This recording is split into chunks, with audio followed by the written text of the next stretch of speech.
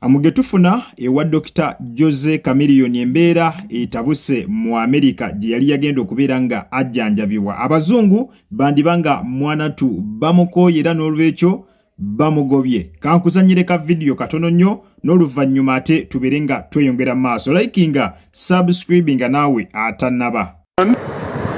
A Ugandan artist that affiliates with the dictator. This chameleon has blood on his hands. So we find it extra disturbing that this is actually the location of a church. Churches shouldn't host criminal singers.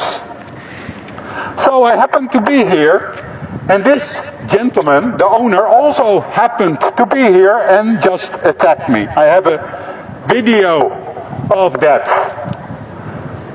And mister, I'm sorry for you, but I will always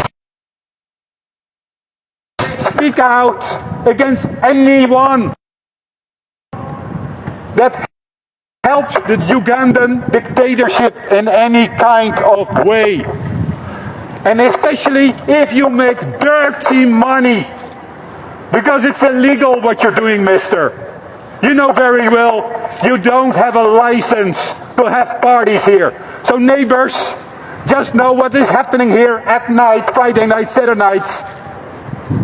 They are illegally renting out because this place does not have a permit for such parties.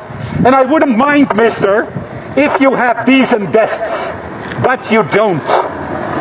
You don't. The police are your friends. Hey, how are you? Jessie, Nederlands of Engels? English, please. Oh, okay. Yeah.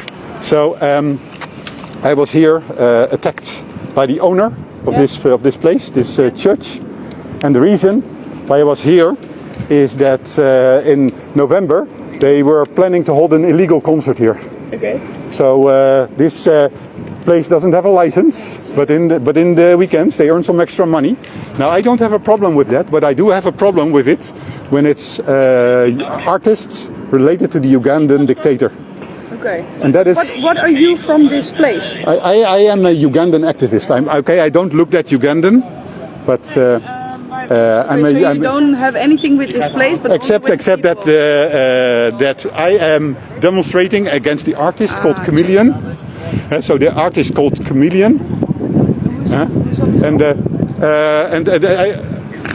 I think the gentleman is in his car, isn't he?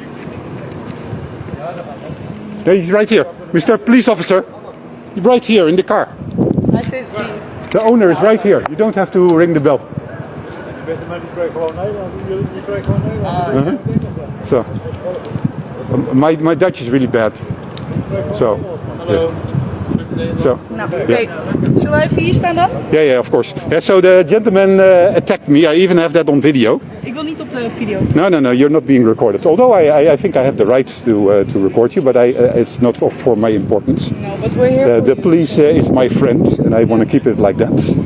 En hoe ben je erachter? Buterevu nnyo ensonga zo bwe zityo bwe zikyayimiridde sayidi zeeyo. Oyo nno omukulu kigambibwa nti neiba wa Dr. Jose Chameleon mu ggwanga gye yagenda okubeera nga ajjanjabibwa mu Amerika. Kakati nno omukulu avuddemu omwasi ng'ayagala Dr. Jose Chameleon poliisi ebeere nga emusindika abeere nga adda ewaabwe. Ku nsonga zaawadde ategeezezza nti omukulu ono Dr. Jose Chameleon adiiringa ne dikiteeta, adiiringa ne gavumenti mbwenyigiriza abantu, so mbu yensaawa omukulu abeere nga addayo ewaabwe. Era ategeezezza nti wabaddewo enteekateeka ez'omukulu ono Dr. Jose Chameleon okubeera nga ategeka concert mu kifo ekyo kyennyini ku mulirwano we bali, era ng'omukulu ono kye kimuyisizza poliisi okubeera nga ensonga bwetyo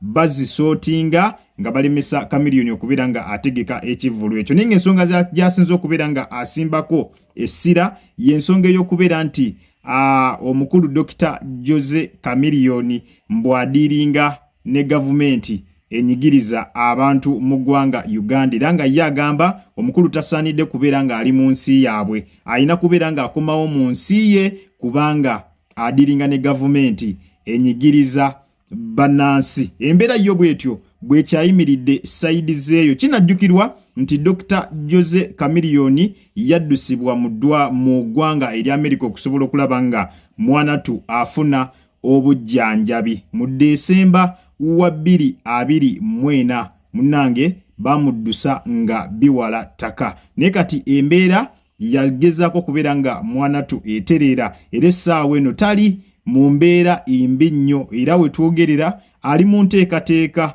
ezikomawo ku butaka, ali mu nteekateeka ezikomawo mu Uganda, naye nga bo abazungu batandise okubeera nga Mwanatu batabuka nga baagala abeere nga akomawo mu nnambiro, kubanga bo bagamba adiringa ne gavumenti enyigiriza Bannayuganda. Embeera y'obwetyo bwekyayimiridde. Kankwongere n'akatambi katono nnyo n'oluvannyuma tubeere nga tweyongera mu maaso. Kasongo yeye mumbali nanga Kasongo mbona wewo songa libala obo yeye Kasongo mbona wewo mumbali nanga